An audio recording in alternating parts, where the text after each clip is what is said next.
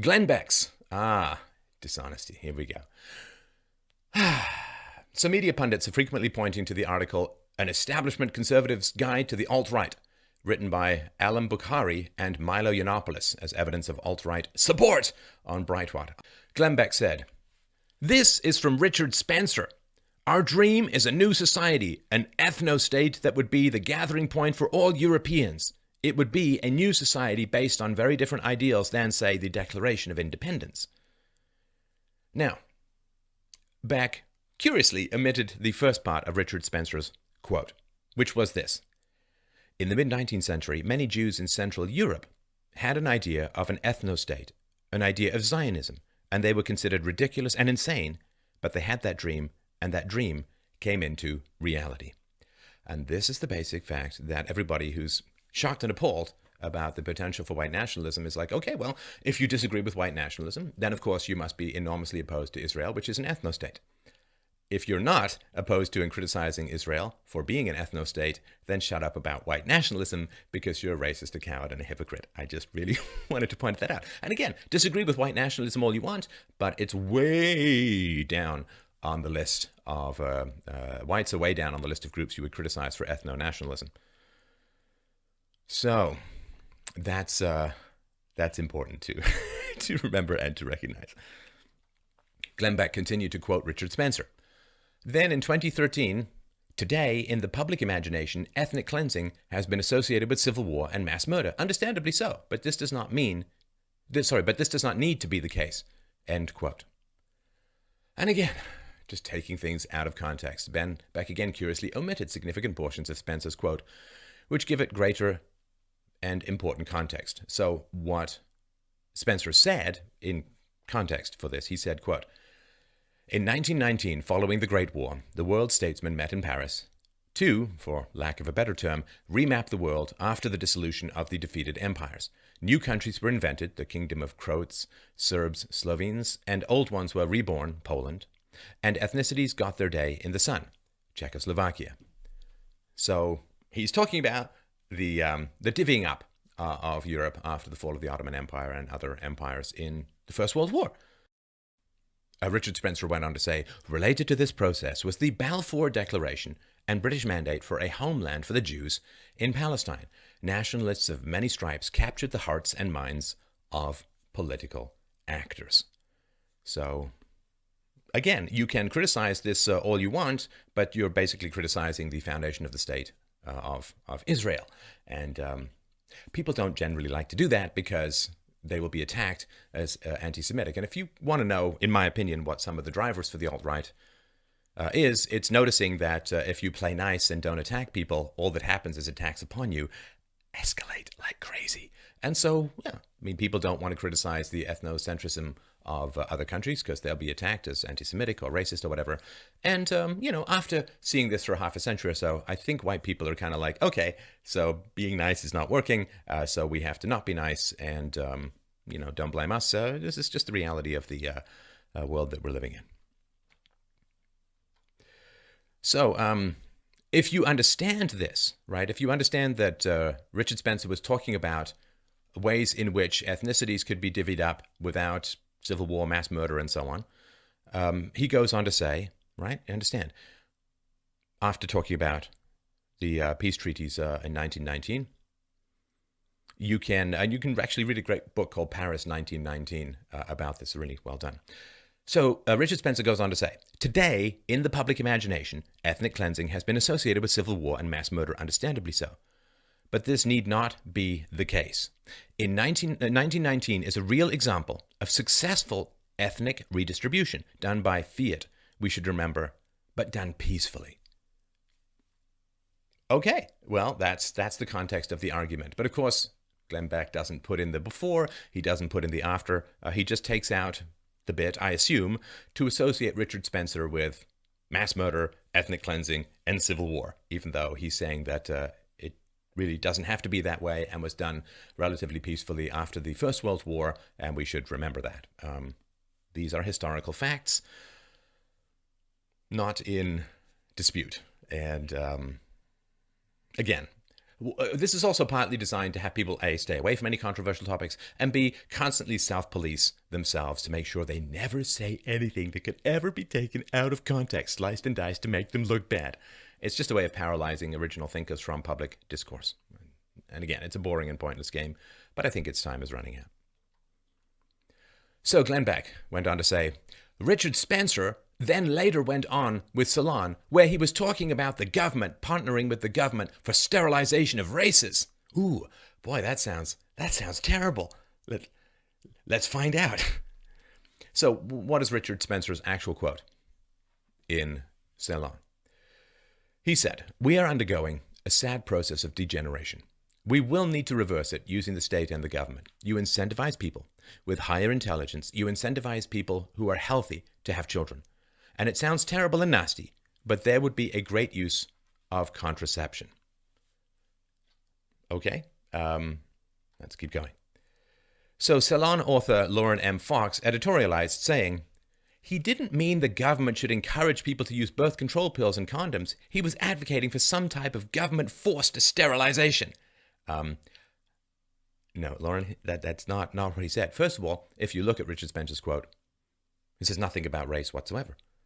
He's saying that, I'm going to assume, right, that some of what he's talking about is that right now, the least irresponsible people often will have the most children. And a lack of deferral of gratification is associated with lower intelligence. So the government is right now paying for people who have, in general, less intelligence and less foresight and less planning capacities to have children. And they're taxing more responsible people who are out there working and getting up early and going to jobs to pay for that irresponsibility. The welfare state is a eugenics program. It is a way of altering the gene pool of society through government force.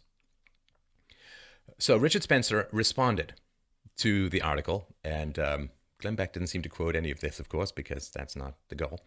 So he said, "First off, when speaking with Fox and afterwards via email, I made it quite clear that I advocated the promotion of contraception technologies like the Norplant system, and that I do not support sterilization. That said, I never shied away from the fact that for contraception to have a positive eugenic effect, it must be programmatic."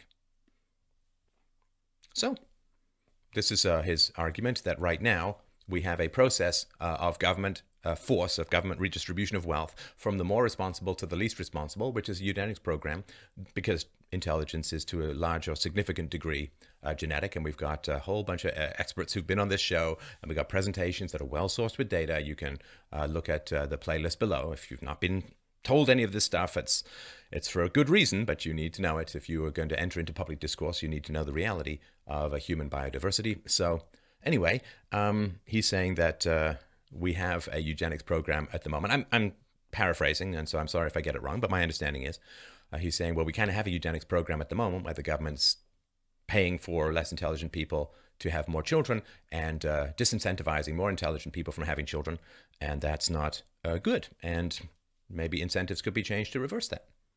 Again, argue or not argue, agree or disagree, that's fine. But, I mean, don't just boringly mischaracterize people's arguments. All you're saying is you don't have a rational response when you do that. And I think that's becoming increasingly clear. So Richard Spencer said, "Mankind has reached what could be called an evolutionary singularity in which natural selection no longer plays a role in human reproduction. Due to modern medicine and the revolution in agriculture and food production, there are few evolutionary pressures preventing those with congenital defects, or quite frankly, those who are moronic or criminal in nature, from reproducing." And again, I'm sort of paraphrasing from my perspective, which is that if you have a free market, then the most intelligent will generally gather the most resources, become the wealthiest, and therefore have the most children. And this is exactly how Jewish intelligence, particularly in language skills, verbal intelligence, has advanced so significantly, is that the most intelligent Jews had the most children, and then you get a whole bunch of Ashkenazi Jews, you get a whole bunch of very, very intelligent Jews. I mean, this is just how it works. This is evolution. This is how it works. And so in a free market, the most intelligent would have the most resources and therefore have the most children. Nobody's talking about banning poor people from having children, but in a free market, poor people would generally have fewer children, and that's how things would work. And so there would be a positive advancement of human intelligence, which is kind of necessary for the maintenance of civilization.